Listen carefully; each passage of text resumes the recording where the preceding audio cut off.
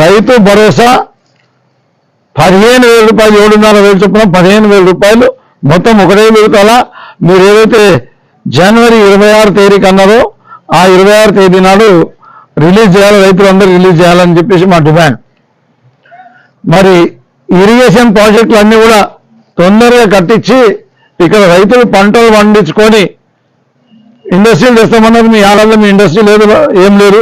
అంతకుముందు 60 ఏళ్లలో లేదు ఇండస్ట్రీ, ఏడాదిలో ఏం లేదు, దాని ఊసు లేదు, ఏం లేదు. కాబట్టి కనీసం ఈ ఇరిగేషన్ అన్న డెవలప్ చేస్తే, ఈ నీళ్ళని ఇస్తే రైతులు ఎవరు పొలాల్లో వాళ్ళు పంటలు పండించుకొని గౌరవంగా బతకడానికి అవకాశం ఉంటుంది. కాబట్టి ఆ బసవేశ్వర లిఫ్ట్ ఇరిగేషన్ ప్రాజెక్టు ఇంకా చెరువులన్నీ కూడా పూర్తి చేయాలని చెప్పేసి దాన్ని డిమాండ్ చేస్తూ ఉన్నాం.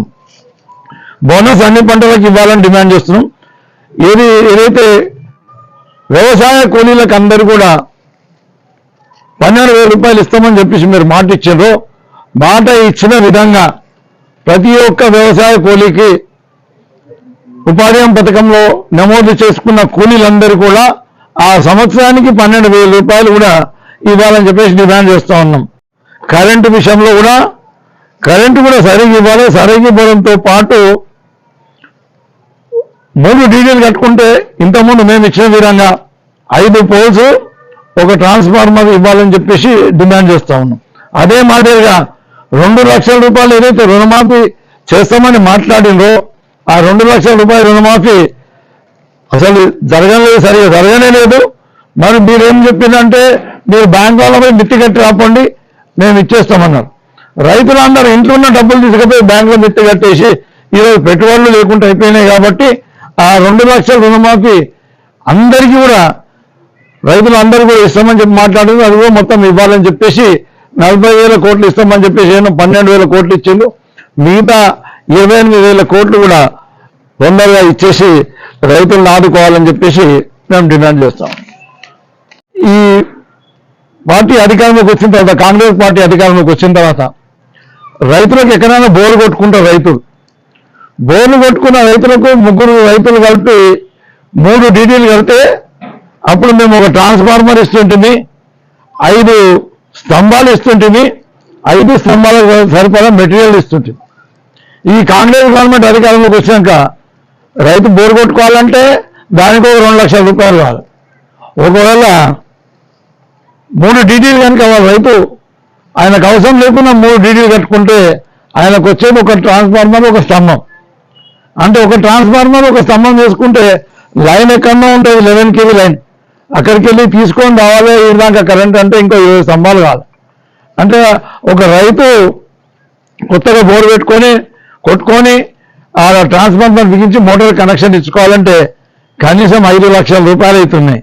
నేను డిమాండ్ చేస్తున్నా, ఏ రకంగా అయితే గత ప్రభుత్వం మా టీఆర్ఎస్ ప్రభుత్వం ఇచ్చిందో అదే మాదిరిగా 5 స్తంభాలు 3 డీడీలు కట్టుకుంటే 15,000 కట్టుకుంటే 5 స్తంభాలు ఇవ్వాలి, 5 స్తంభాలకు సంబంధించిన మెటీరియల్ ఇవ్వాలి, ఒక ట్రాన్స్ఫార్మర్ ఇవ్వాలని చెప్పేసి నేను డిమాండ్ చేస్తున్నాను. వేరే ప్రాజెక్టుల కింద అందరూ పంటలు పెట్టుకొని బతుకుతున్నారు. మరి ఇక్కడ మన దగ్గర కూడా ఈ రైతుల కొరకని మీరు రైతులకు అన్ని రకాల ముంచేస్తున్నారు, అన్యాయం చేస్తున్నారు. రైతులకు ఇక్కడ బసవేశ్వర లిఫ్ట్ ఇరిగేషన్ ప్రాజెక్ట్ ఏదైతే మంజూరు చేసినామో ఆ బసవేశ్వర లిఫ్ట్ ఇరిగేషన్ ప్రాజెక్టు పూర్తి చేసే కొరకని మీరిద్దరు మీకు చిత్తశుద్ధి ఉంటే, రైతుల పట్ల నారాయణఖేడ్ ప్రజల పట్ల చిత్తశుద్ధి ఉంటే మీ సీఎం దగ్గర పోయి కొట్లాడి ఆ ప్రాజెక్టు పనులు ఏదైతే ఆల్రెడీ మేము ప్రారంభించామో వాటిని కొనసాగించి ఆ ప్రాజెక్టు పూర్తి చేస్తే భవిష్యత్తులో మీరు ఇప్పుడు ఏదైతే నిబంధనలు పెడుతుండ్రో పంట పెట్టిన భూములకే ఇస్తామని నిబంధనలు పెడుతుండ్రో అట్లా నిబంధనలు పెట్టినా మాకేం అభ్యంతరం ఉండదని చెప్పేసి తెలియస్తున్న ప్రాజెక్టులు పూర్తి చేయాలి. వీళ్ళ ఈ ఎమ్మెల్యే అనాలోచిత నిర్ణయాల వల్ల కల్లేరు మండలంలోని 2,000 ఎకరాలు కృష్ణాపూర్, ఇందిరానగర్, మాడి, కల్లేరు గ్రామాలకు సంబంధించిన 2,000 ఎకరాలకు వాళ్ళకు నీళ్ళు ఇస్తే పంట పెట్టుకుంటే వాళ్ళకు రైతు భరోసా వచ్చేది. వాళ్ళకు నీళ్ళు ఇవ్వకుండా ప్రాజెక్టులో నిండా నీళ్లున్నా రైబందులో వాళ్ళకి నీళ్ళు అలాట్మెంట్ చేయకుండా ఆపిన మూలంగానే ఈరోజు వాళ్ళకు రైతు భరోసా కోల్పోయారు.